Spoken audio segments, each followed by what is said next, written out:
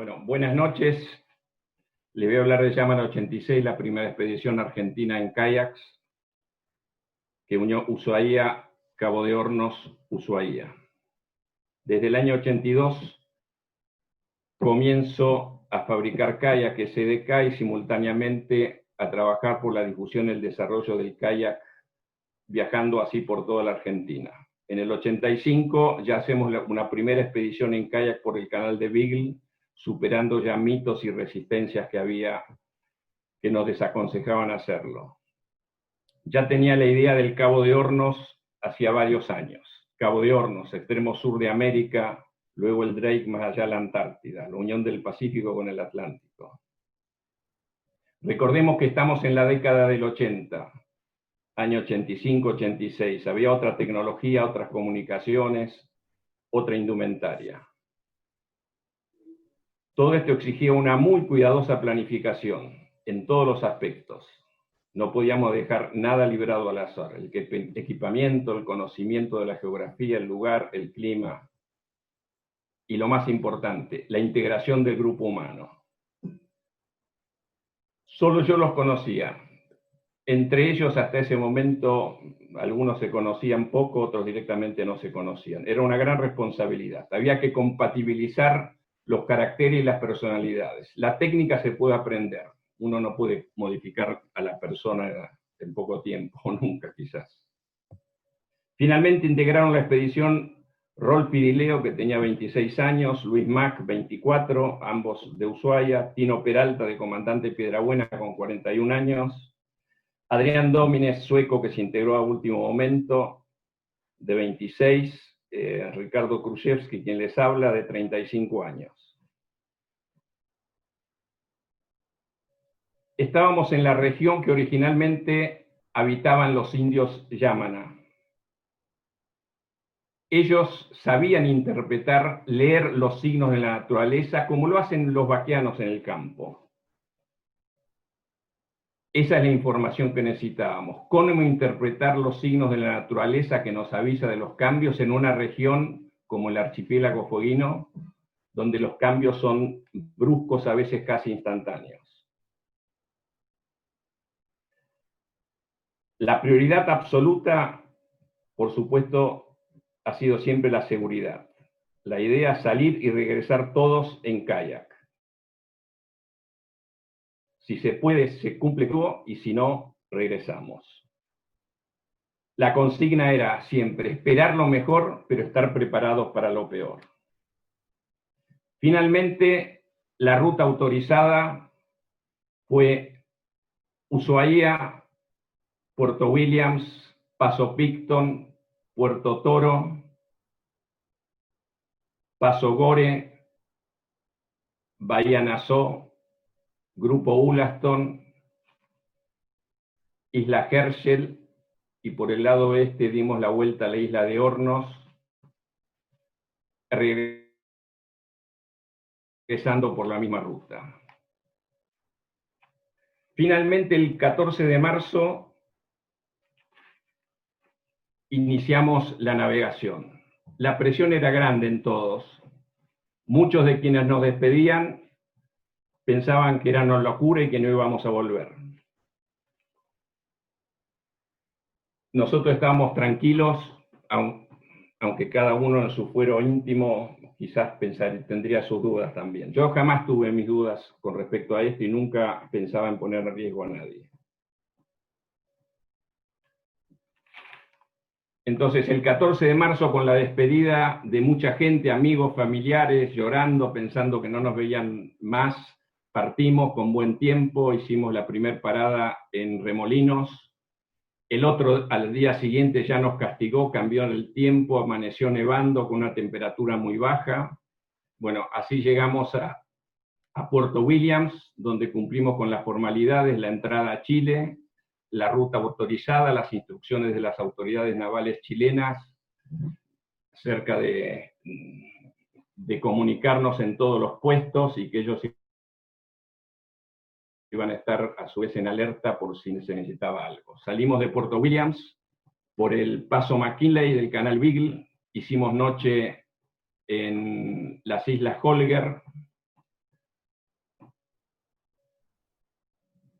El otro día también nos sorprendió una muy baja temperatura, con casi 5 grados bajo cero. El espíritu del grupo era muy bueno. Luis Mac, como siempre, tiene las suyas. Para tener una motivación para regresar pronto, había pedido parte de la ropa interior de su mujer y la tenía en la proa del bote, aunque no la quería compartir. Fuimos navegando por el paso Picton hasta Puerto Toro.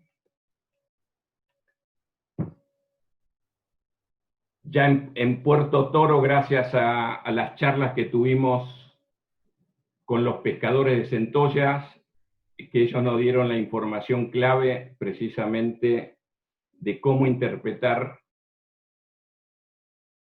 cómo reconocer las nubes que están sobre los dientes de Navarino, cómo cruzar la bahía Nassau, que era el primer gran obstáculo que teníamos que sortear, precisamente la bahía Nassau.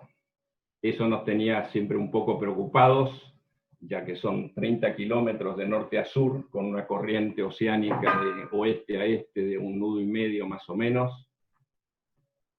Así que la parada de ese día, esperando buen tiempo en Puerto Toro con los pescadores, que trataban de darnos información de cómo cruzar mejor la bahía Nassau. Ellos mismos nos decían, ustedes con el remo tienen más ventaja que cuando a nosotros en nuestro cúter se nos para el motor y tenemos las trampas de centolla encubierta.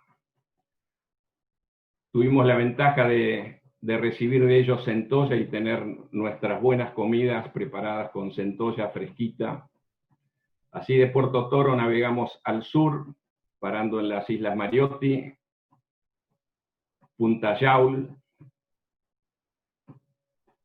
A la ida teníamos suerte, el tiempo prácticamente nos estaba acompañando. Teníamos buen tiempo, no había grandes complicaciones, estábamos navegando a lo largo de la costa. El grupo cada vez se sentía mejor. Siempre había una onda absolutamente positiva dentro del grupo.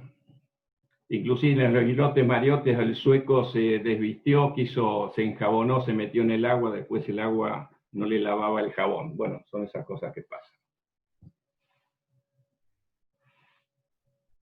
Teníamos delante nuestro, gradualmente nos acercábamos al extremo sur de la isla Navarino, donde nos espera Punta Guanaco, donde teníamos que precisamente parar y esperar las condiciones adecuadas, interpretar las nubes cómo se presentaban, ya que sabíamos que las condiciones en la región cambian bruscamente. Y estar en el medio de la bahía y que nos cambie el viento,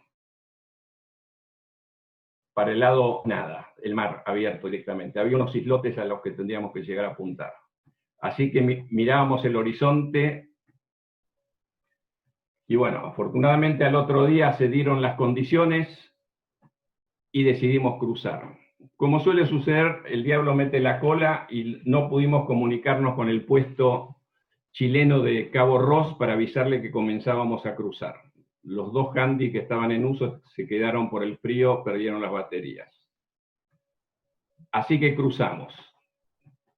Si bien había olas, había ondas, pero el viento nos ayudó.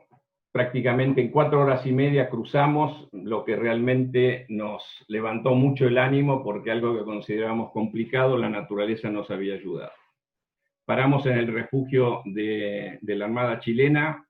Al otro día subimos al Cerro Aragay, donde teníamos una vista a 360 grados, junto con personal de la Armada Chilena, viendo los vientos que se levantaban en el horizonte, el mar, las bahías, estudiando, tratando de adivinar qué nos esperaba más allá.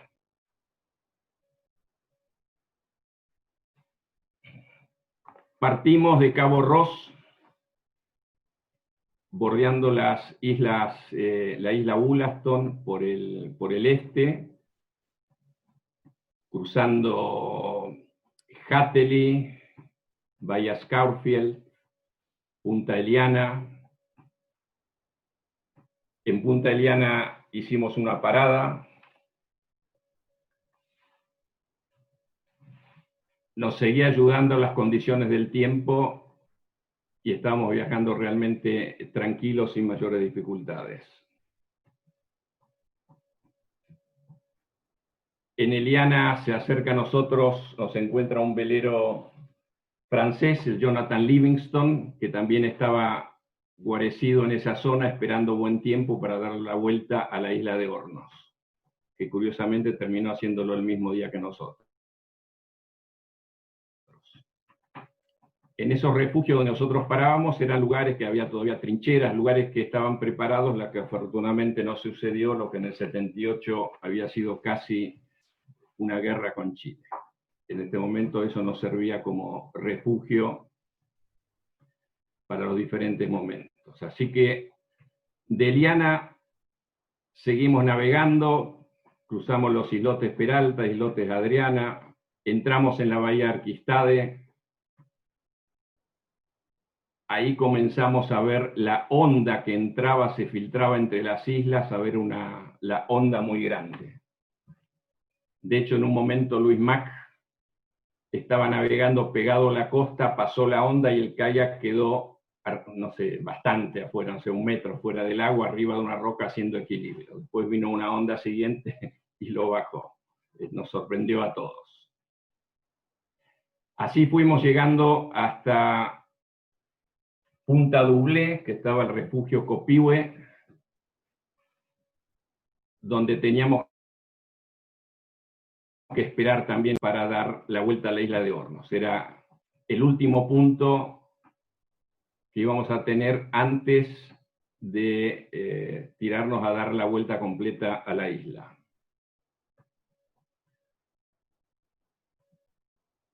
A la noche en el refugio, bueno, como hacía bastante frío, prendimos fuego, ahí siempre se las ingeniaban Tino, Luis, Rolfi para prender fuego. El optimismo era cada vez mayor en el grupo. Inclusive hubo una reflexión de Tino Peralta en ese momento, como nos había ido todo tan fácil a la ida, decía, cuando vuelva a Piedrabuena y cuente la verdad no me van a creer que esto fue tan fácil. Esperemos ver lo que pasa después cuando volvamos. Esperamos ahí en la isla Herschel, exploramos un poco, buscamos tener una visión de Francisco, la que separaba la isla Herschel de la isla de Hornos. Por la mañana había un viento terrible y se veía cómo barría el mar. Así que ya observábamos detenidamente y cada uno internamente estaba pensando, ya cada uno va a hacer sus comentarios luego. Precisamente vemos en el fondo la isla Hornos,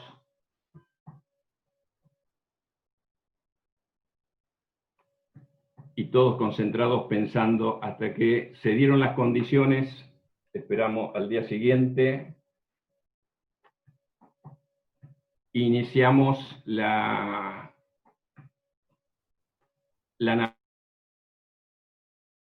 navegación con la isla de Hornos.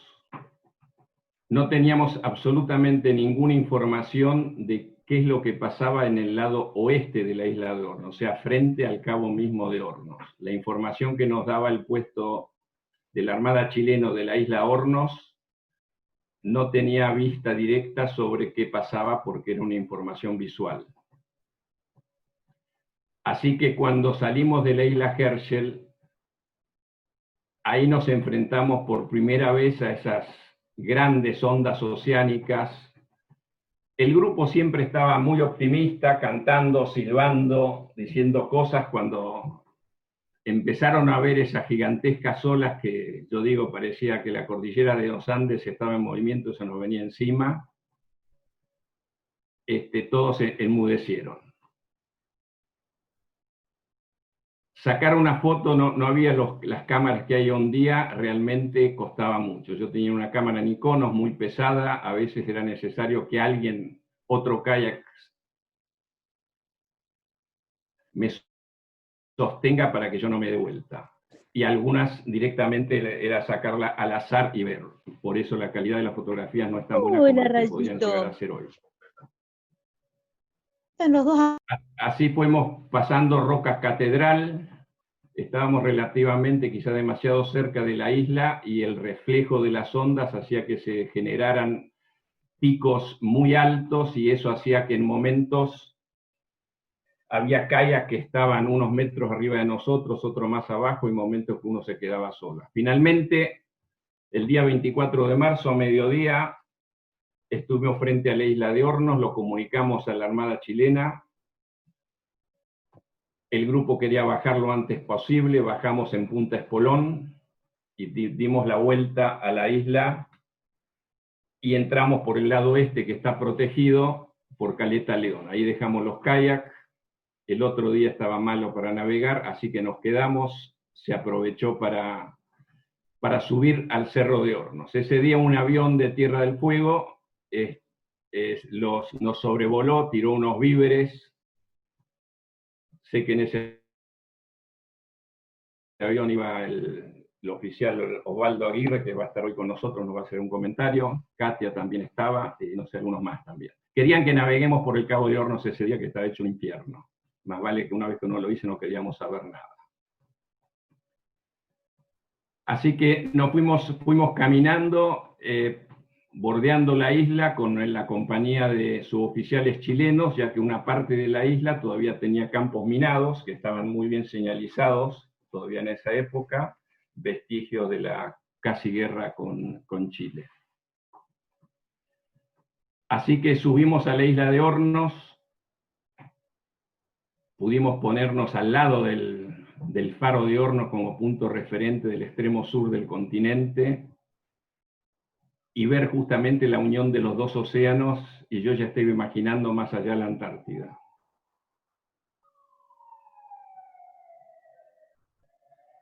Tino Peralta, como siempre, nos dio una sorpresa cuando puso el cartel Piedrabuena presente. Fuimos subiendo el Cerro de Hornos, tiene, no recuerdo, creo que 425 metros de altura. Arriba soplaba un viento fuertísimo, no se podía estar de pie. Habíamos preparado en una botellita un testimonio del grupo Llaman 86. Buscamos el único lugar posible y lo excavamos un poquito ahí en las piedras y lo pusimos debajo de unas piedritas, lo enterramos unos centímetros. Curiosamente, muchos años después hubo una expedición científica, histórica, militar de la Armada chilena, excavando exactamente en ese mismo lugar, sacaron nuestra botellita y unos centímetros más abajo había un cofre del capitán Fitzroy. Hubiéramos escarbado un poquito más y nos hubiéramos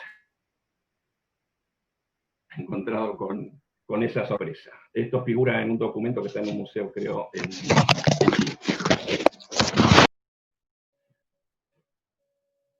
Así que fuimos acercándonos al refugio nuevamente chileno, donde siempre fuimos muy, pero muy bien atendidos. El espíritu del grupo estaba cada día mejor. Revisamos todo el equipo porque sabíamos que la expedición no termina hasta que volvamos a Ushuaia y no sabíamos lo que nos esperaba. Así que se revisó absolutamente todo, qué es lo que teníamos, no teníamos. Por supuesto, como estuvimos ahí casi 3 días, consumimos parte de leña, combustible, gas del personal chileno. Un día también ayudamos a que se puedan equipar nuevamente con eso. Excepto Luis Mac, que como tiene las suyas, decidió que él estaba desganado y no quería trabajar, pero no había ningún problema. Había un día que uno trabajaba más, otro menos, pero el grupo se llevaba absolutamente bien.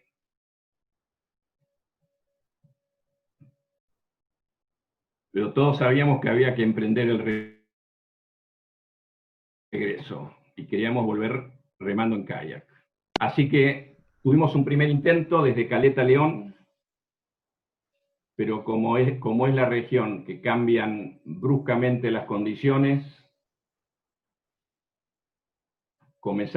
nos despedimos, comenzamos a navegar y eso no duró mucho. Estuvimos remando 1 hora, 2 horas y creo que no avanzamos ni 300, 400 metros. Así que el grupo decidió parar, que no tenía sentido matarnos tratando de remar contra el viento. Una cosa es clara, contra la naturaleza no se puede. Entonces ahí está precisamente el tema. Hay que darse cuenta cuando se puede y cuando no se puede, esperar pacientemente. Y el viento que sopla en esa región realmente no es broma. Era muy intenso, uno se mataba remando para adelante y el viento nos llevaba para atrás. Y Tino nos dio en esa espera una sorpresa. Nos dijo, muchachos, hoy cumplo 42 años que cumplía, ya después nos lo va a confirmar. Así que volvimos a la isla, el personal le festejó el cumpleaños a Tino y al otro día sí iniciamos el retorno dejando la isla de Hornos con destino a la isla Herschel. Y ya a la vuelta empezamos a sentir las condiciones de la naturaleza, lluvia, viento, las cosas se ponían no tan fáciles como la ida, al contrario, se ponían a veces complicadas. Pero el espíritu altamente positivo del grupo permite sobrellevar bien todas estas circunstancias. Todos estábamos pendientes de todos, la distancia de navegación en el grupo era relativamente cercana, cosa que si llegaba a surgir una necesidad por cualquiera, el resto estaría ahí enseguida para ayudarlo en lo que sea necesario. Estábamos solos ahí y teníamos que contar con nosotros. Además, la idea era precisamente volver remando en kayak. La ruta de regreso fue la misma de la ida, pero ya no fue nada fácil. Realmente nos castigó permanentemente hasta el último instante. En la isla Herschel tuvimos una sorpresa curiosa. Había dos perritos que se acercaron y hacían lo imposible por subirse arriba del tambucho del kayak para irse de la isla. Lloraban y querían subirse al kayak y se caían. Son esas cosas que uno nunca se olvida. Volvimos por la bahía Arquistade, rumbo a Eliana. También ahí ya no nos coincidía el tiempo con la marea, la lluvia, el viento. Y en Eliana descansamos, hicimos noche para prepararnos al otro día para seguir navegando. Justo después que llegamos a Eliana se largó un viento terrible que yo mismo miraba el agua y digo, por suerte salimos hace 15 minutos porque después venían unos vientos que levantaban remolinos de agua de abajo hacia arriba, para decirlo de una manera gráfica, que nos hubiera complicado bastante si nos hubiera sorprendido en el agua. Y esas cosas, para quienes no conocen lo que es esa región, sé que nos está mirando gente que conoce muy bien la región y saben que esto realmente es así. Así que si bien nos tocó difícil, pero por suerte pudimos escapar un poco antes de eso. Había una pequeña capillita, antes de salir dábamos gracias a que nos estaba yendo bien y que esperábamos que podía llegar a ser así.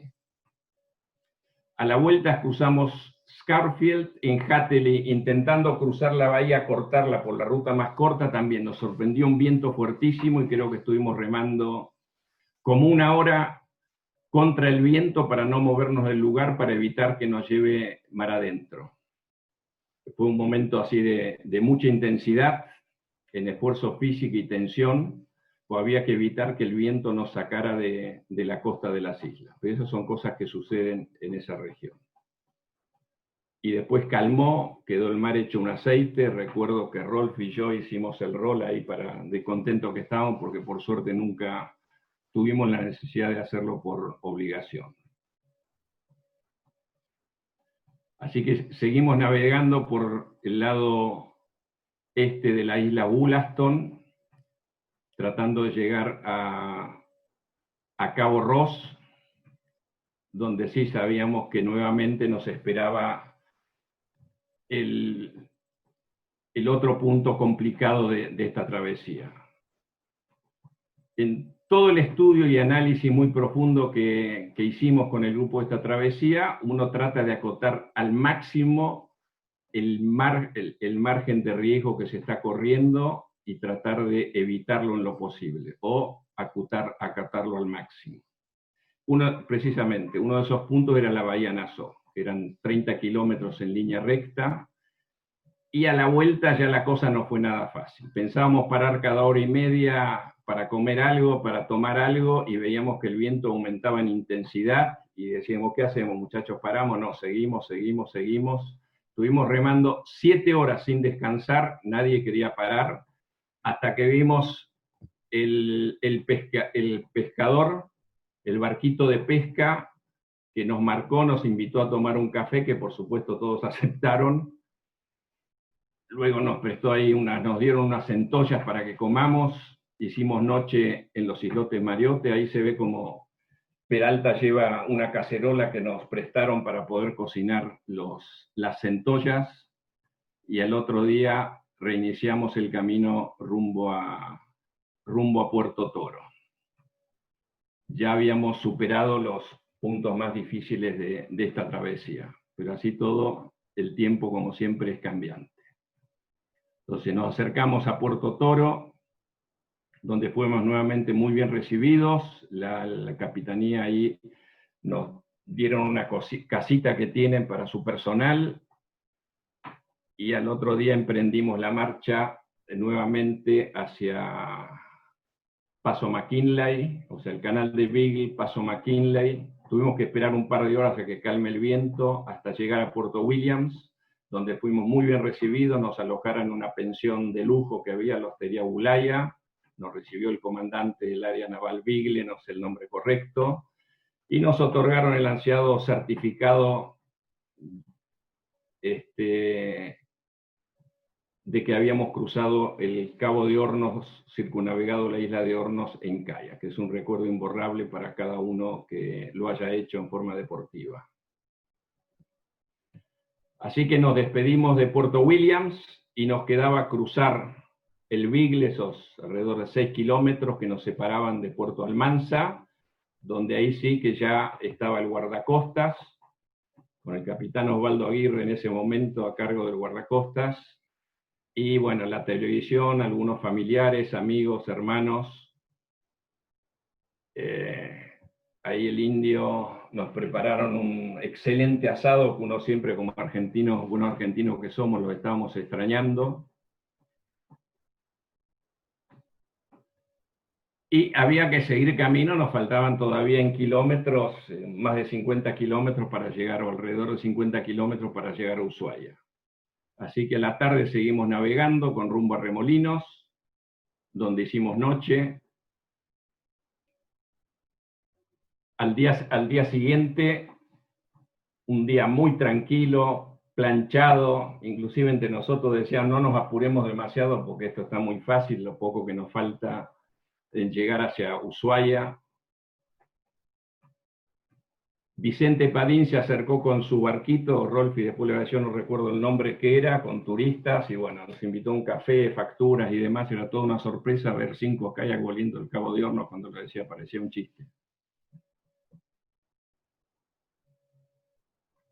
Así que paramos a descansar, haciendo tiempo para no llegar muy rápido a Ushuaia, pero la naturaleza siempre nos sorprende. Y en el último momento cambió el viento, lo teníamos totalmente en contra, y finalmente nos escondimos en un arroyo que se llama de la Vaca Muerta, si mal no recuerdo, del otro lado de la bahía de Ushuaia, y remar los últimos pocos kilómetros que quedaban nos costó realmente muchísimo, muchísimo. Llegamos de noche a las 19:45, que lo hicimos solamente porque terminaba, porque si en condiciones normales uno no rema para estar en contra de la naturaleza. Así que la llegada fue realmente muy emotiva. Nos esperaba todo el pueblo, a las luces prendidas de los autos, los familiares, y por suerte estábamos bien y agradecíamos que todo había salido sin problema y podíamos contarlos. Le paso la palabra a Luis Mac, otro de los integrantes. Gracias. Hola, ¿me escuchan? ¿No me veo? Ahí estamos. Bueno, hola a todos. Veo caras conocidas. Bienvenidos. Bueno, lo primero que les quería decir, nada de esto estaría sucediendo, ni el Zoom, ni la expedición, nada de no ser por un gran hombre, hijo de inmigrantes polacos, que se llama Ricardo Krusewski, que recién lo tuvieron extensísimamente hablando. Lo segundo que quería transmitirles es contextualizar un poco todo esto, ya que para mí fue algo terriblemente importante, exageradamente importante en mi vida. Nunca pensé que podía llegar a formar parte de una expedición de este tipo. Unos años antes, en el año 80, había llegado a dedo a Tierra del Fuego, en busca de trabajo. Mi único objetivo era buscar trabajo, ya que ya estaba casado, ya tenía una hija. Y fue lo que hice. 4 años más tarde, más o menos en el año 84, se cruzan nuestras vidas Ricardo Krusewski, con su SDK. Y SDK, ¿qué quiere decir? Para algunos son de Krusewski, pero no. La verdad es que quiere decir Sociedad para la Difusión del Kayak. Y realmente eso es importante porque Ricardo no solo tenía una fábrica de kayak, sino que agarraba su Renault 12, ponía los cuernitos, que es el porta-kayak, que llamábamos cuernitos, cargaba los kayaks y salía a recorrer el país a difundir esta actividad. En uno de esos viajes recorrió todo el Atlántico y llegó hasta Ushuaia. Fue pasando pueblo por pueblo, conectando diferentes gentes que le interesaba, y así iba transmitiendo, difundiendo este deporte y encontrando gente así como nosotros. Ya para ese entonces mi vida había cambiado bastante. Durante el día trabajaba en el Banco de Tierra del Fuego, donde conocí a Rolfi, y de noche trabajaba de guardavidas en la pileta.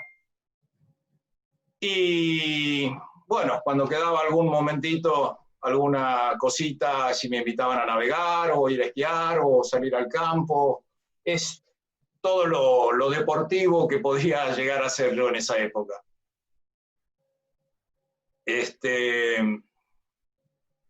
Bueno, un buen día, estando en el banco, me entero que hay un señor en el Club Náutico haciendo demostraciones de kayak, cosa que me interesó, y bueno, fuimos a verlo y ahí conocimos a Ricardo Krusewski dando sus cátedras ahí en el agua del manejo del kayak, y después cuando salió charlando con la gente que se arrimaba y hablando de las bondades de este instrumento, que es el kayak, de que era liviano, de que era barato, de que era un gran elemento para introducirse en la naturaleza, que Tierra del Fuego era el lugar ideal para practicar esto, y bueno, claro que nos interesó mucho, a Rolfi y a mí, tal es así que después, bueno, Ricardo se va, dejó la semillita puesta, y con Rolfi, ¿qué hacemos? Y Rolfi tenía un puesto muy jerárquico en el banco, viajaba mucho a Buenos Aires, y bueno, buscaste un kayak.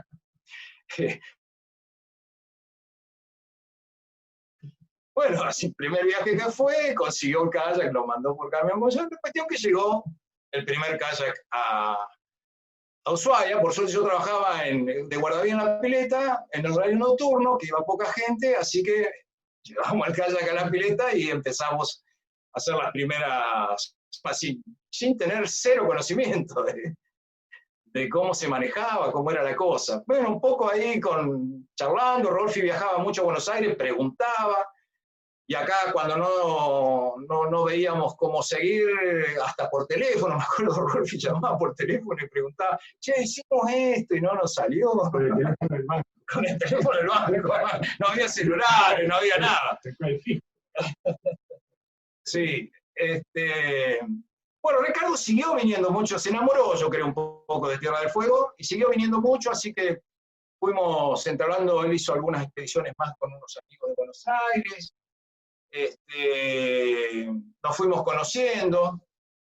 Y un buen día, en uno de esos viajes de Ricardo, estábamos en un bar muy conocido de Ushuaia, que es Don Antonio Jazz Bar, y bueno, estábamos ahí con Ricardo, tomando una cerveza, y dice, muchachos, les quiero comentar algo, yo tengo una idea de ir al Cabo de Horno, a hacer una expedición,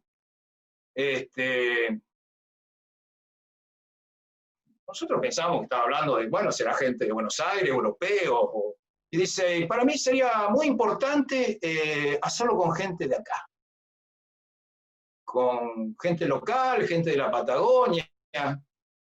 Yo me sentí un poco invitado porque Rolf y yo éramos los que la teníamos más clara, no había más para elegir. De todas maneras me pareció, era muy difícil de creerlo. No nos sentíamos capacitados y se lo dijimos. Ricardo, no estamos nosotros preparados para hacer. Nosotros conocemos lo que es el Cabo de Horno, conocemos el clima, sabíamos de las dificultades, o sea, por ahí no éramos genios del kayak, pero sí sabíamos muchas cosas de la zona. Como Ricardo, no estamos preparados para esto. Y Ricardo dice, no me importa que estén, si están preparados o no, ya se irán a preparar. Dice, lo que yo busco, lo que a mí me importa, es el grupo humano. Para mí es fundamental para cualquier tipo de expediciones. Y tenía mucha razón. Y lo que más razón tenía era en invitar gente local. Porque eso creó un sentimiento en el pueblo único. La gente de acá, al ver que éramos también pueblito, acá estamos hablando año 84, 15.000 habitantes, como mucho. Un pueblo muy chico y que sus hijos, sus habitantes sean partícipes de esto, motivó a toda la ciudad. Yo recuerdo trabajar en el banco, me llamaban los directores, los amigos, me felicitaban, me preguntaban, lo mismo en la municipalidad, en casa de gobierno, acá me cruzaba con el gobernador en la esquina. Y creo que fue un acierto increíble eso de pensar hacerlo con gente local. Imagínense yo de 4 años que venía a buscar trabajo, encontrarme de repente con una expedición semejante que me daba hasta no es prestigio la palabra, pero no sé, me posicionaba ante la ciudad, ante mis amigos, me daba cierta importancia. Y que eso, también para mi ego, yo jamás hubiese pensado que hubiese sido partícipe de una cosa como esta. Después sí hice muchas más, pero bueno, ya tenía esta base. ya era Luis Mac. Entonces, para mí fue algo terriblemente trascendente en mi vida. A mí me cambió muchas cosas, me hizo crecer muchísimo, me hizo ver la vida de otra manera, me golpeó muy fuerte, realmente fue algo extraordinario. Me motivó para toda la vida, me llenó de satisfacción y de algo impensado, ver que lo que puede ser uno cuando, sin que me lo haya propuesto yo, porque simplemente estaba participando de un sueño de Ricardo Krusevsky, digamos. Como de la nada y sin pensarlo, tener la posibilidad de haber participado, para mí fue algo increíble. Eso lo que quería era transmitirles que lo importante, no sé cómo más decirles lo que impactó en mi vida en ese momento y para todo el futuro esta expedición. Yo creo que ya del viaje en sí, Ricardo habló bastante extensivo, por eso quería referirme más a esto. El sentimiento del pueblo fue increíble, la gente que nos fue a saludar, muchos pensando que era una locura, como que iba a despedirnos. No sé si Rolfi, te acordás, ese sentimiento se sentía. Absolutamente. Y sobre todo había una identidad en la localía, como decía. Eso fue fundamental. El canal de televisión, bueno, Osvaldo Aguirre, que ahora vamos a hablar con él, que nos acompañó permanentemente en la sí, la prefectura, permanentemente acompañándonos en la organización, y todo lo que fue la previa nuestra, en el entrenamiento los dos solos. Sí. Todo ese tiempo que nosotros los fines de semana trabajábamos y los sábados y domingos rigurosamente salíamos a remar indistintamente las condiciones, porque teníamos que entrenar, estar preparados para cualquier circunstancia, y bueno, y nos poníamos siempre a una meta para ir un poquito más lejos y desafiar algunas cosas para poder entender mejor la climatología.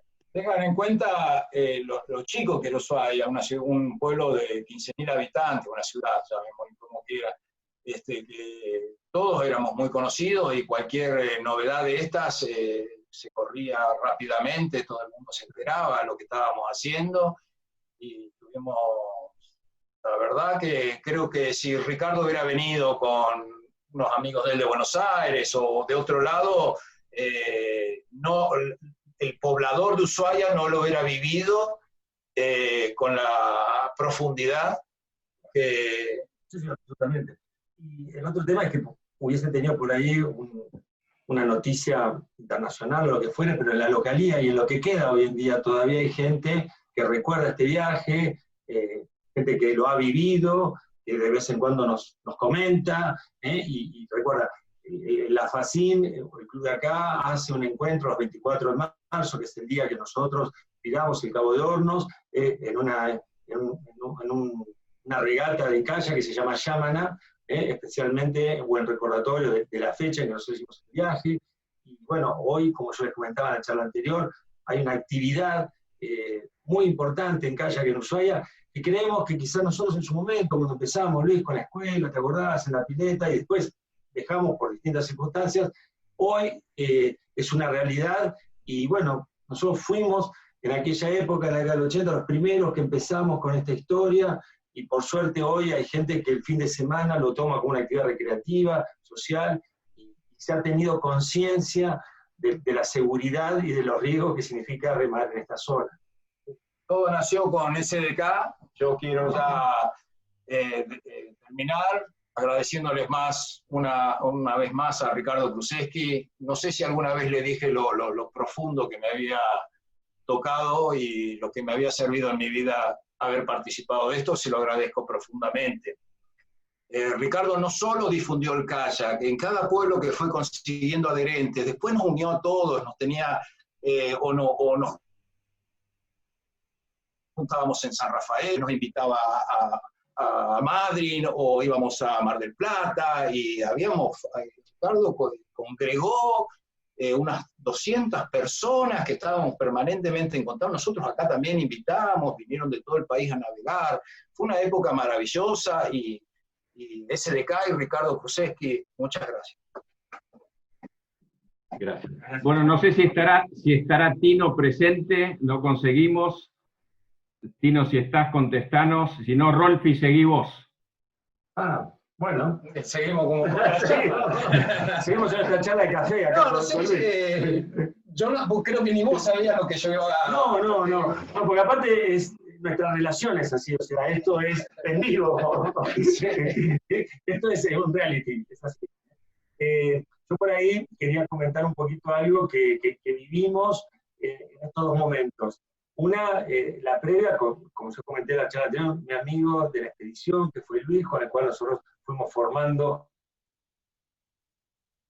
esta relación para poder llevar adelante esta expedición. Obviamente la idea, la organización y el empuje de Ricardo es determinante, porque si no nosotros no lo hubiésemos hecho, esto no hay ninguna duda. Siempre tiene que haber alguien que tenga la idea y otros que acompañen. Pero más allá de eso, Ricky hizo comentarios sobre lo que era la organización del grupo.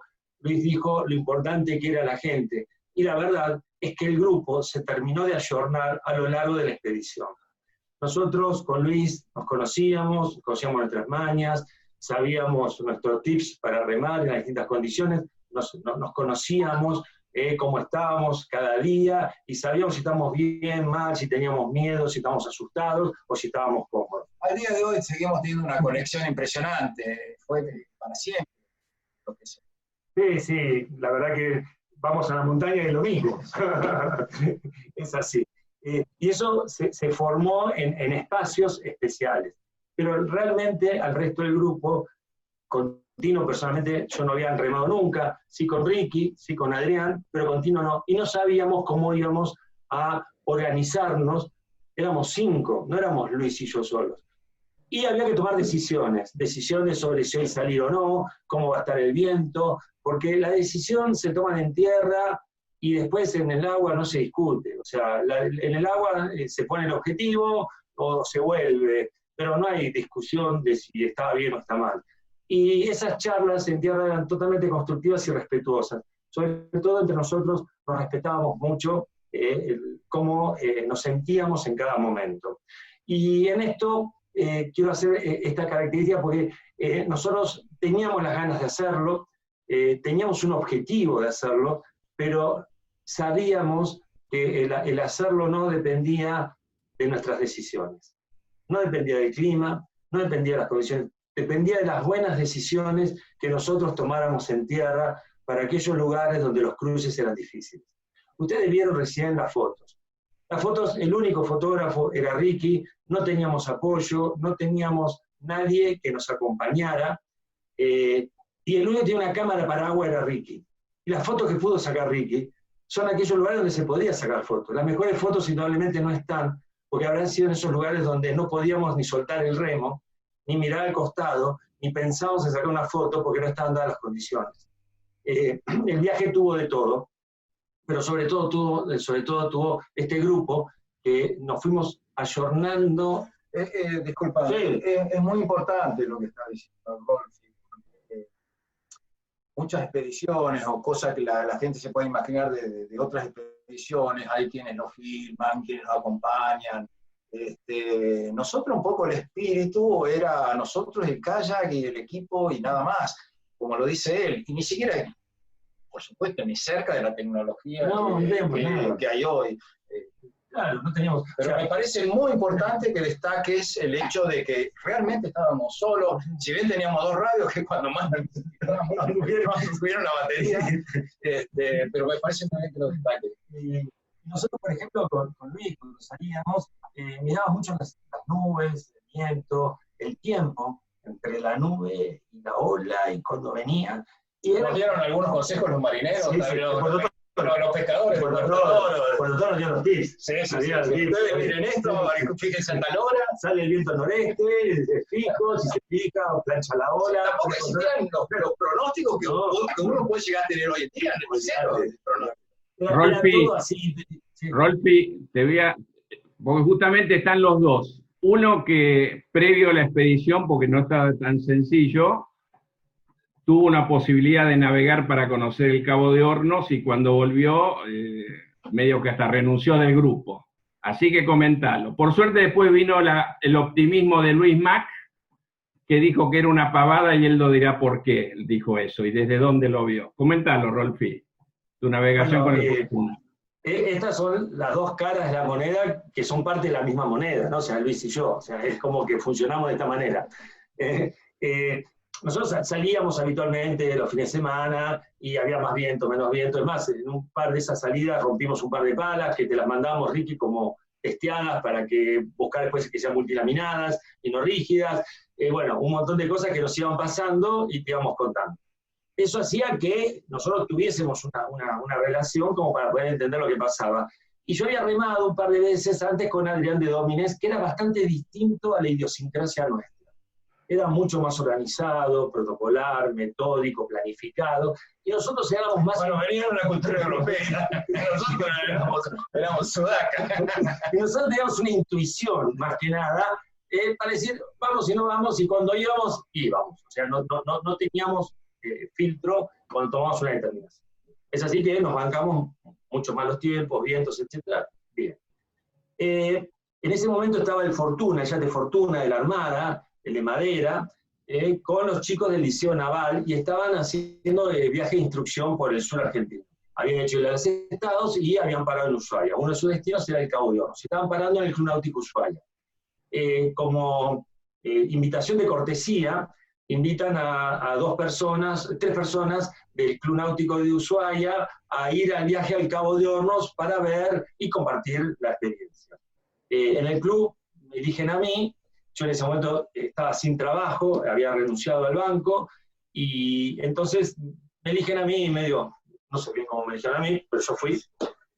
No sé, fuimos y fuimos con... ¿Por qué iban a hacer más viajes? Después nos iban a ir llevando. Iban a ir a los estados, después iban a ir a otros lugares más, y ahí la gente de la comisión directiva del campeonato, que nos apoyó mucho, siempre todo este tiempo, y dijo, mira, ya que van en Kayak en marzo, andate ahora en el velero y de paso vas viendo de qué se trata. Realmente fue muy interesante. Fui con Lilo Sogaray y Barahona. Éramos los tres que íbamos en el barco. Bueno, fue todo bien hasta que llegamos a la isla Herschel, que ya ahí nos mostró lo que es el clima del Cabo de Hornos, lo cambiante, lo brusco, lo violento que pueden ser esos cambios de presión abrupta que explota y de repente viene una ráfaga de viento tremendo.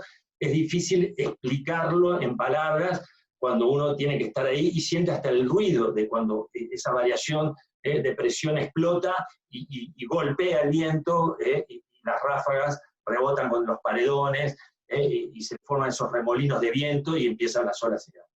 Nosotros estábamos amarrados en una boya y el Fortuna amarrado escoraba significativamente por el viento, estando al socaire de la isla.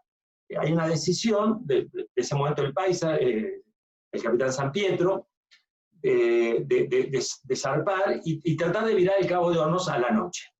Había un tema de tiempo, lo que fuera.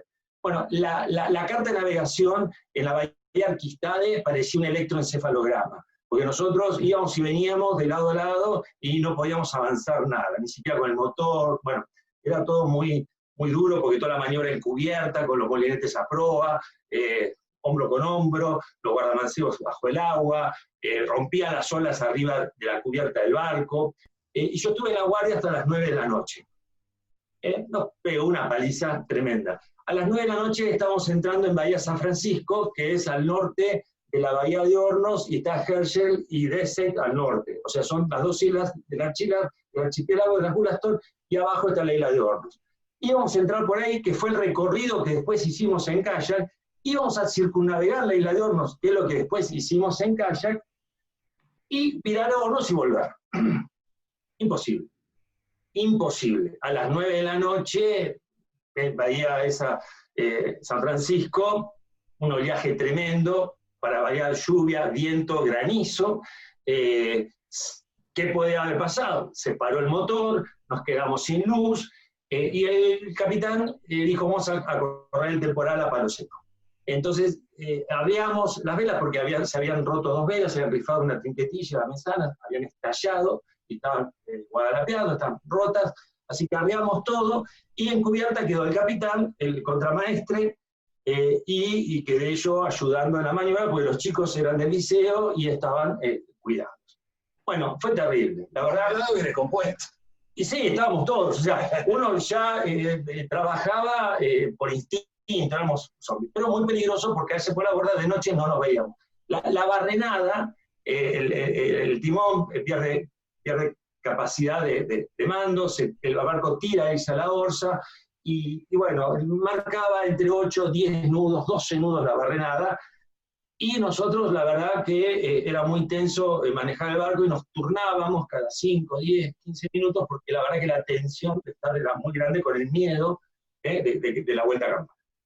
Hasta que a la 1 de la mañana vimos en popa la luz del faro de Hornos, donde realmente nos daba la sensación que habíamos salido y estábamos en el tren. O sea, habíamos salido de la zona de riesgo, de piedras, cosa que después cuando estábamos en la isla de Hornos veíamos las piedras que había a la salida entre Herschel y la isla de Hornos. Yo no sé cómo el paisa sacó el barco por ahí, creo que vimos un dios aparte, y la verdad que la pasamos muy mal. Al otro día se compuso el clima y volvimos. La conclusión de todo esto, yo llego a tierra y le digo, Ricky, escúchame, si en el barco nos acaba de pegar una paliza impresionante y no nos pusimos el palo de casualidad, ¿vos te imaginás que si nosotros vamos en kayak y nos agarra un temporal de estos, qué podemos hacer? Nada. Y lo que me da la sensación a mí es que tenemos que organizarnos un poquito más. No, que sí, que ya está organizado, digo, mirá, me da la sensación que no estábamos, que todo el otro, y bueno, y ahí es donde empecé yo a plantearles que me daba la sensación que si lo que íbamos a ver era eso, teníamos que tener mucho cuidado, o me daba la sensación que teníamos que tener más entrenamiento. La otra cara de la moneda.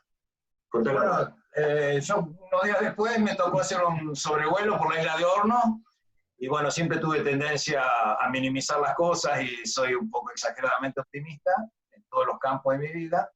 Y desde arriba del avión se veía una isla tan chiquitita que es una boludez. Por lo menos le dio un aliciente a... Es intenso. Bueno. Una mierda. Aparte, Bahía Nassau. Una boludez. Rolfi, Luis, lamentablemente, no sé, Tino ya nos había dicho que andaba, no sé, no se puede conectar. Yo le pasaría la palabra al prefecto mayor Osvaldo Aguirre, que en ese momento le tocó estar con nosotros. Osvaldo. ¡Abrazo grande, Osvaldo! ¡Bienvenido! Osvaldo, la palabra es tuya.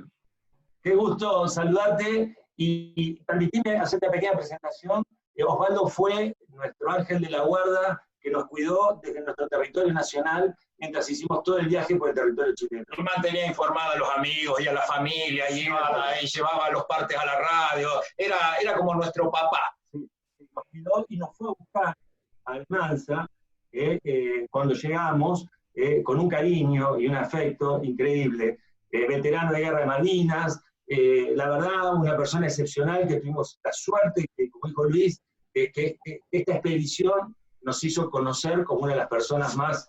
Un ser humano maravilloso. Gusto de verte, Osvaldo.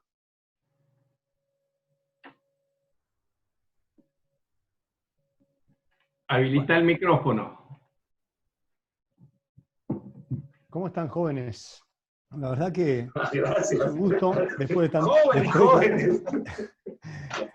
de tantos años, siempre pensé, me enteré que habían hecho una reunión, creo que para los 25 años, de esta expedición, que charlando y escuchándolo a ustedes me hace vibrar como en aquella oportunidad.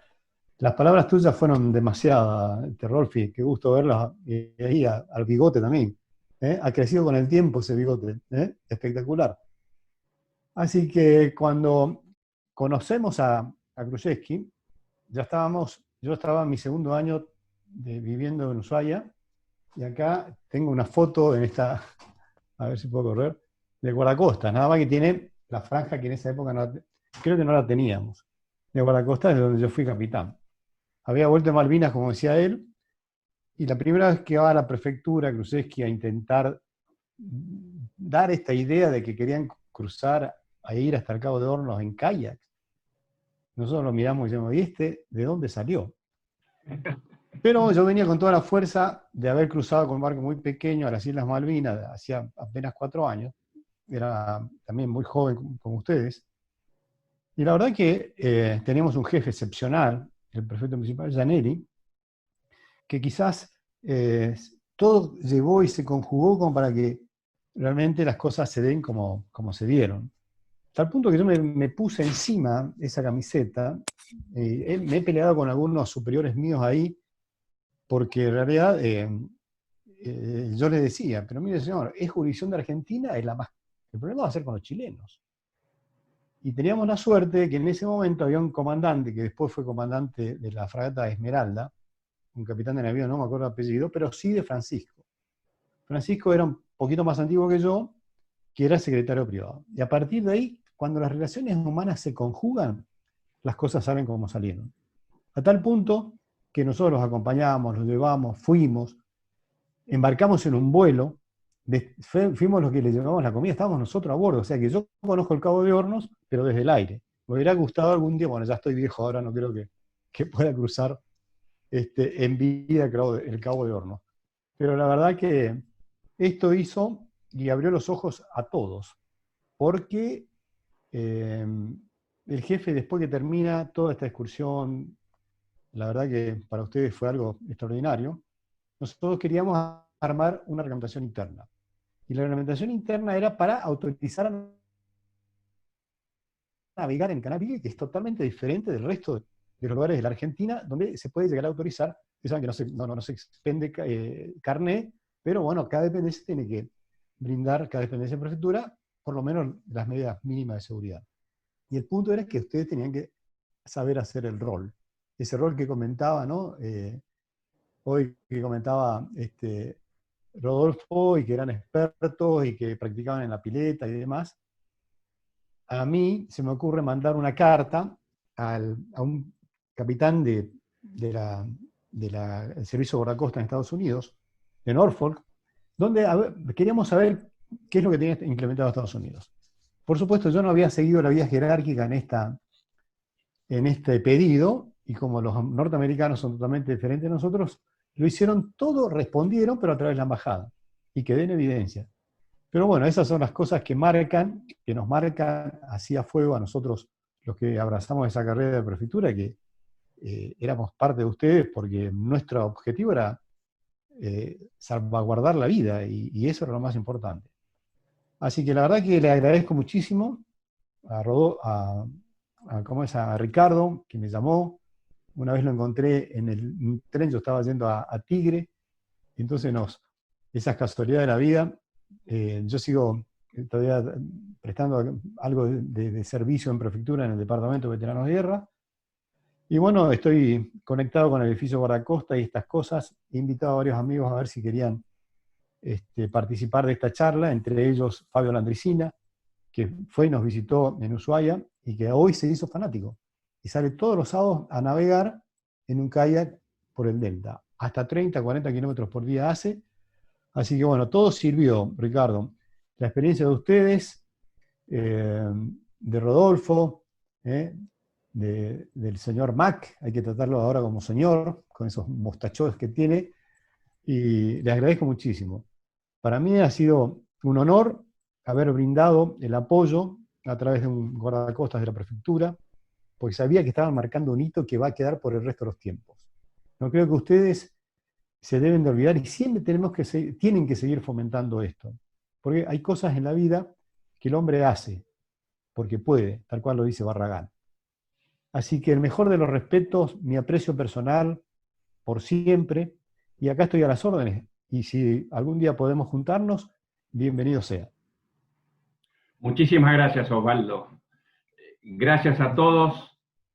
Tenemos ahí algunas preguntas que vamos a tratar de contestar brevemente. Hay una de las preguntas que coinciden varios que las están haciendo, que dicen, ¿qué diferencia hay entre los kayak, esos Yamana que usamos hace 35 años, y un Yamana de hoy día? La diferencia es grandísima. Hemos ido mejorando técnicamente los materiales, la comodidad. Los tambuchos que usamos en la kayak eran de 20 centímetros, cargarlo y descargarlo era una pesadilla. Los kayak no tenían timón, girarlo era durísimo. Sin duda que ha evolucionado mucho la técnica y hemos actualizado los diseños, y el kayak de hoy con aquel no tiene nada que ver.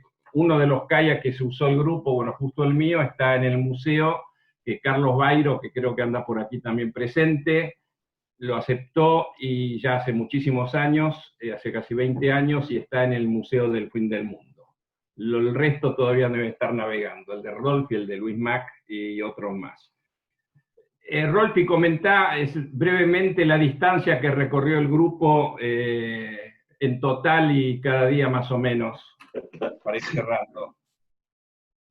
Bueno, no sé si tengo video, pero les cuento. Creo que hicimos 450 kilómetros en 15 días de navegación. La expedición duró 24 días, pero solamente 15 nosotros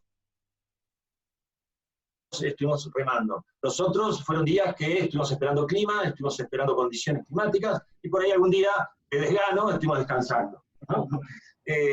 Esto también es de resaltar, como decía Ricky, porque nosotros no teníamos la intención de hacer un raid deportivo para poner una meta en un rendimiento. Sí, eso quedó claro de principio, Nosotros, que no teníamos tiempo, que podía durar lo que dure, la cuestión era hacer lo que íbamos a hacer y no importaba el tiempo. y las etapas teníamos previstas, pero si las condiciones eran distintas, parábamos, hacíamos campamento en tierra, armábamos nuestras carpas, la pasábamos muy bien, prendíamos un fuego, como contamos en la charla anterior, Tino siempre una disposición muy importante, el grupo enseguida nos movíamos, charlábamos entre nosotros, preparábamos la comida, callábamos en madera, está el cuento famoso de Tino sobre el tema de las flores parafinadas, el que contó en su momento, que por ahí en otra charla lo podemos hacer mención, pero siempre un ánimo muy, muy, muy bueno, y nunca nos expusimos más de lo necesario.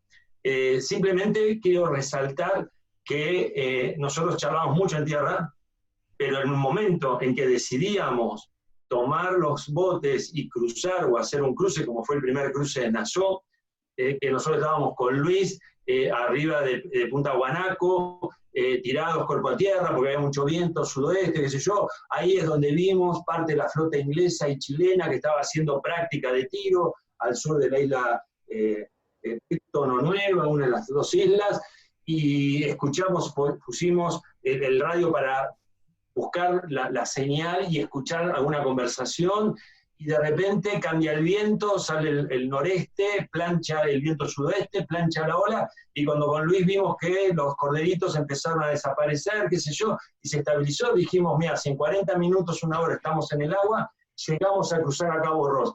Y así fue, en 4 horas y media cruzamos a Cabo Ross, cruzamos Nassau por primera vez, a la ida. Y fue realmente ese concepto que nosotros bajamos con Luis y dijimos, mire muchachos, cambió el viento, se estabilizó, es lo que nos dijeron los pescadores de Puerto Toro, si esto se establece el viento, es firme y nos da la ventana que necesitamos para cruzar. Jamás hubo una discusión.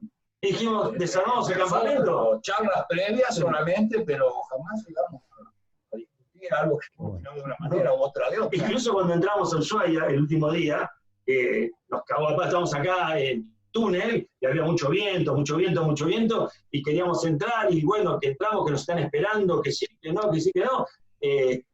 Bueno, hasta incluso esa noche decimos, bueno, entremos, total, es la última noche, y nos tiramos a cruzar la bahía de Ushuaia, con mucho viento, con mucha ola, viendo las luces de los autos en el club náutico esperándonos. Por supuesto, y prefectura, creo que algunas bengalas, o pedimos permiso para tirar unas bengalas cuando entramos, y que nos autorizaron. Veníamos con la estroboscopia, qué sé yo, y pedimos permiso, y bueno, fue todo muy lindo. Luis, perdón, Luis, contestáis, ahí preguntan cuál era la alimentación que teníamos, de qué nos alimentábamos. Bueno, eso es otro gran mérito de Ricardo Krusevski, que en los medios que nos orientó para ese lado, pero no, eso no es una pregunta para mí. Acá el cocinero, el que tostaba el mule, el que preparó todas las raciones, acá lo tengo a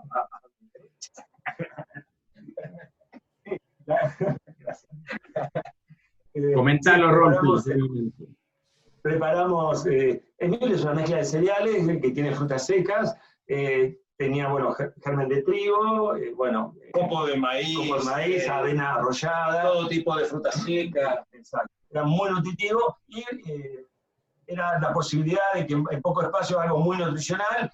Llevábamos también leche en polvo y llevábamos muchas cosas secas, sí, papas secas, todo deshidratado, cebolla deshidratada, ajo deshidratado. Sí. Yo creo que lo más pesado era arroz, no llevamos mucho, pero básicamente era eso. El mule, que era un alimento muy extraordinario, bueno, que uno desayunaba con eso y tenía una energía espectacular para ir de cuerpo, era maravilloso, eran arte. Mucha fibra. Sí. Y es muy bueno que en estas travesías no tenés ese tipo de problemas. Claro, ¿okay? Absolutamente. Eso era muy importante. Sé que ¿Cuál es la temperatura del agua en esa época? ¿Cuál era la temperatura del agua? De 7, 8 grados. No, marzo. Ah, marzo. Marzo, abril. 16, ponele. 6, 7 grados. Sí. Ahora, En pleno invierno creo que lo más bajo que llega es a 4 o 5. yo el domingo estuve buceando y estaba a 3, 4 grados acá. Ahora en invierno.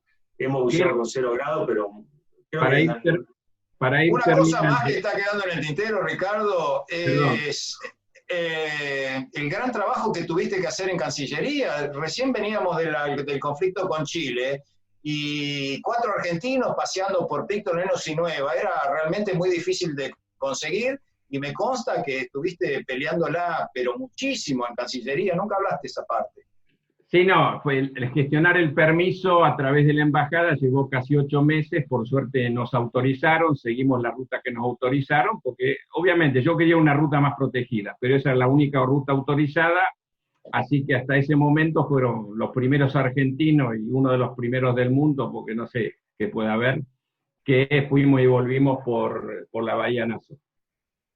Bueno, como él decía, creo, Ricky, que fue así. Los primeros fueron los ingleses con Frank Goodman, que vos trajiste el kayak de Inglaterra vía Santiago de Chile para sacar el modelo del Nordkapp, creo que se llamaba. Después fueron los alemanes en el 85 y después en el 84. No, te voy a corregir. En el 86 fueron nosotros. En el 77 los ingleses van, pero por el Murray, que es lo que habíamos pedido. Exacto. El Murray, y vuelven por Nassau. Y vuelven por Nassau, pero van por el Murray. Que a nosotros no nos lo autorizaron, así que había que ir 2 veces Murray. El que hizo un alemán, bueno, fue con un kayak Klepper desarmable en mayo, no llegaba, lo llevaron los chilenos hasta la isla de Hornos y volvió arriba de una lancha. Y bueno, después ya hubo otra gente después de nosotros, varios grupos argentinos. Pero nosotros fuimos y vinimos por afuera las 2 veces, o sea, fuimos la primera expedición que teóricamente abrió la ruta más difícil.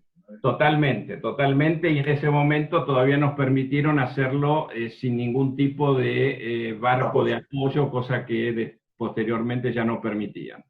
Sí, te cuento que hubiese venido bien, o sea, el apoyo. O sea, no lo tuvimos porque no nos lo dieron, pero hubiese estado bueno. Sí, pero creo, no sé si queríamos eso, ¿eh? Pero nosotros no lo tuvimos nunca la posibilidad. No. Nunca tuvimos la posibilidad de tener el apoyo. Pero a mí tampoco me interesaba. Creo que no nos interesaba mucho. Ahí está. Bueno, yo les agradezco muchísimo a todos. Hay toda una serie de preguntas sobre detalles del equipo, detalles de remo. La próxima semana tenemos una charla sobre... La próxima semana tenemos la charla sobre nuestra expedición a la Antártida. ¿Cuál me aconsejar, Luis, para comprar? Luis, ¿cuál me aconsejas? Perdón, la próxima semana los invito, tenemos la charla del proyecto Orca Antártida 91, que va a estar Juan Carlos López, porque es responsable de investigación, después la que hicimos en Antártida 2001, y a fin de mes va a ser un poco la historia de SDK, que está bastante íntimamente ligada al desarrollo del kayak de la Argentina, donde hablaremos más puntualmente sobre los referentes regionales. Nuevamente va a estar Rolfi y Luis Mac, más otras personas de diferentes lugares de la Argentina. Bueno, les agradezco muchísimo haber participado, a todos los presentes, algunos los conozco, algunos no tengo la suerte, el honor de conocerlos, y aquí estamos y espero verlos en la próxima. Gracias.